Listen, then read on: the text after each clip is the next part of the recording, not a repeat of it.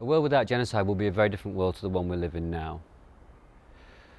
The way in which individuals think and behave and respond to what's happening around them politically, culturally, socially would be different. The way in which national governments think and behave would have to be different. The way in which international bodies think and behave and make decisions would have to be different. So a world without genocide would be a changed world. I'd see it top down and bottom up.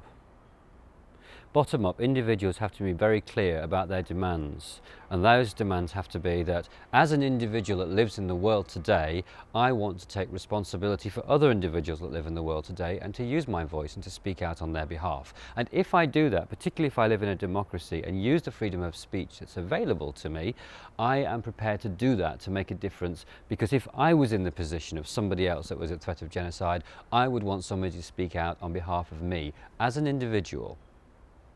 That's bottom up. Coming up a level, non-governmental organisations, aid agencies, organisations that draw off the grassroots should use their collective voice more effectively. Sometimes I think we fight shy. We say, well, we leave that to the people that do human rights, or we leave that to the ones that do genocide, or we leave that one to the people that do humanitarian aid. And yet actually we're all actors in that. So if we can use our collective voice one level up from the individual, we can perhaps be more effective in influencing those that do hold decision-making powers. From the top down, we need leadership. We need a change of heart in leadership that's not afraid to make big decisions, not afraid to say it's actually worth doing this because people's lives are at stake, not because our political power is at stake or our economic interests are at stake or because of our geopolitical interest is at stake, but because people's lives are at stake. And if I was a person in that situation, I would want to see leadership that is decisive. So from the top down, we need to see that leadership happening. If the leadership happens from the top, then governments can act more decisively, and that is a vision that's possible. I think our reliance on legal structures and political interventions has proven to be a very weak tool to prevent genocide. I think what there needs to be is a kind of an ethical code that we all buy into, whether one calls that moral or spiritual, I don't know what you call it, but saying as a member of the human race, I have a role to play alongside my other human beings, because when one of us suffers, we all suffer. Is there a role for that? Absolutely there is.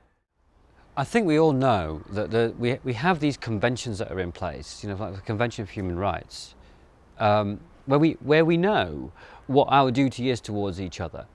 But it's about how we act on that. It's how we, as a community of people, buy into an ethical responsibility and do something about it. And I think there's this kind of, for each of us, there's almost this pushing back by which we rely upon authorities, we rely upon structures, we rely upon legal structures and political structures. And actually, when we're needed, don't use our voice. And if we could buy into this with a kind of almost a pledge by which we say, this is my responsibility and I pledge myself to act and use my voice, if we all do that, then it doesn't mean to say that genocide will come to an end, but there will always be a voice for those who otherwise are voiceless. And that for me is an important part of this whole thing.